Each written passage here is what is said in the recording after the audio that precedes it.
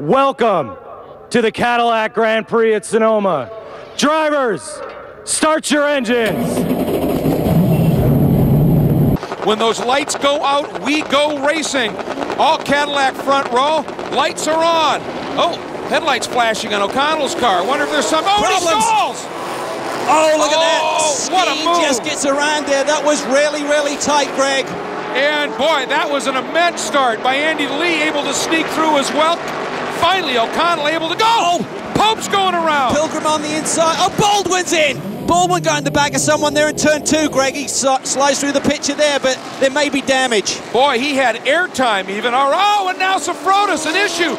Looks like he maybe got tipped a little bit. He's gathered it up. Awful, oh, damage to Skeen's car, Cal. You can see it on the left front fender there. There we see Andy trying to come back through. That's Elton Julian right in front of him in the Ultra R8.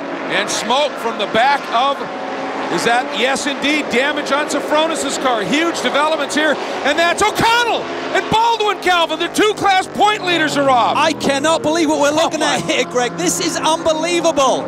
The two title leaders are off in the dirt. There's damage to Baldwin's car. Now we're on board with Johnny as he tries to get that caddy moving again. Can you believe it? Oh, look at the damage to the rear end. Huge damage. Oh, Sofronis has been knocked around down in turn 7. On board with Andy Lee watching that, and Alec Udell slices through to the lead. What a lap.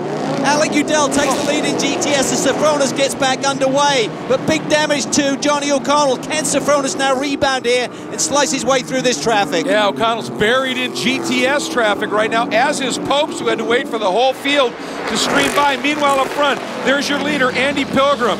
That is Alex. Big smoke from Skeen. Oh, wow. He's got problems there on the left front. He's got to make some adjustment. Udascalo sitting in 4th but running wide, on board with Andy Lee in the box.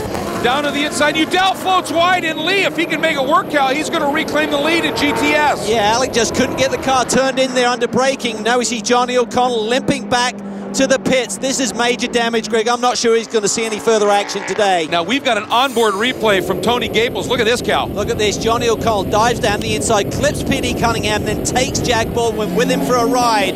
I think it's just a consequence, Greg, of Johnny O'Connell trying to make up for that stalled start. And I don't think P.D. Cunningham was expecting faster GT traffic to out accelerating him down into turn 5. Just a bad moment for everyone involved. Certainly not that early in the race, and a problem. That's the Hawk Performance GTR. Brian Heitkotter, one of the GT Academy drivers. It looked like something broke on that machine, sure. Cal. Here, let's go back, take a look at Mike Skeen getting into the back of Sofronis. That's how that happened, Cal. That was on the opening lap, and that's what caused the damage to Mike Skeen's race car. Another look at it there. Big wobble. Sofronis lucky to recover from that one. Here's the bigger one when he got hit by Julian. Yeah, gets turned around there. What an opening lap for James Sofronis. The ultimate irony is that the championship leader, Johnny O'Connell, had a worse first lap. Brandon Davis looks awfully tough. Yeah, that Aston Martin GT4 is really well balanced, and he's just sizing him up at the moment. Oh, lead defense to the inside for the breakdown. Now, this is going to be interesting if he can get underneath them here, get the drive off. Not quite enough. Boy, Davis gave it a heck of a run. It's tough. Boy, can he do it here on the outside, Cal? Well, it's tough when you tighten your hands and you still try and get the power down, but he's got that outside line. If you can run side by side through here, he takes it to the outside. High speed, really bumpy up there, then tricky braking zone, then up over the crest. Nice job by Brandon Davis. He goes to the front. Here we see a great battle. This is Wilkins alongside Nick Hassan. They touch there coming off of turn 7. Now the big acceleration down through the S's. Oh, the sand into the curb and just almost looked like it threw him over into Wilkins, and he's got damage, Cal. There's huge damage to both cars. I think Mark took it mostly in the door, and Nick's got major damage to the right front suspension and that high-speed part of the racetrack. And there we see a little hand signal from Nick Hassan. Those boys aren't happy with one another. Things have gone wrong for Figgy under the caution, Cal. Well, he's had these... he's just shown so much speed this year and has 3 victories, but he's had the worst racing luck, and under caution we see that K-Pax Volvo limping to the side of the track. Unbelievable. And what a race. Yeah, and saying out, he's okay. Jack Baldwin, day is done. It is time for us to go back to racing. Andy Pilgrim leading the field around. Skeen in 2nd, and it is a great day for Duncan Endy. And here we go as he sits 3rd. We are green. Back at it here in Sonoma.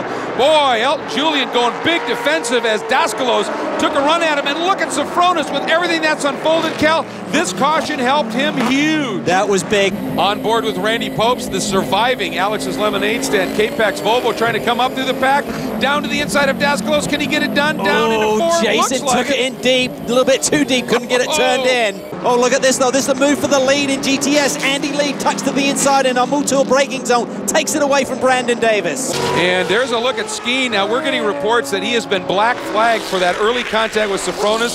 Officials have deemed it avoidable contact, so expect to see him duck down into the pits and serve a stop and go at least, or a stop and hold penalty for Skeen. Brandon Davis in full attack mode on Andy Lee. You can see Davis able to keep a little bit tighter line, Cal. That Aston Martin looks to be a little bit better stuck. He's trying the outside.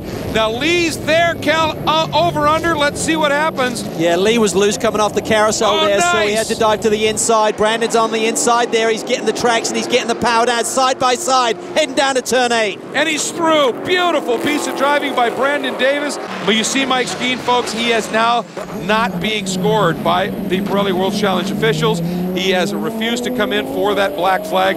Johnny O'Connell is coming out and at least going to try and get a position or two if he possibly can here, Cal. Well, he's battered and bruised, but they're definitely not out. They're going to keep digging. They know this championship will come down to the wire. Oh, big action down there. Look at that squeeze play.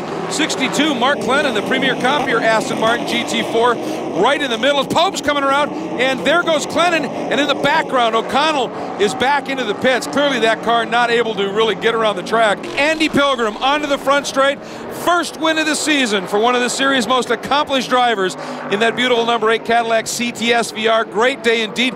Duncan Endy earning his first podium with his second. Sofronis third, and Brandon Davis giving Aston Martin its first win in GTS in that beautiful GT4 machine, that Aston Martin Vantage. And really, in GTS, one of the more fabulous battles we've seen this season once things settle down after that first couple of laps. Oh, and it's not done yet. Unbelievable Stout on his way to one of the team's better finishes, and a moment with Fred Roberts. This race just refuses to go quietly here.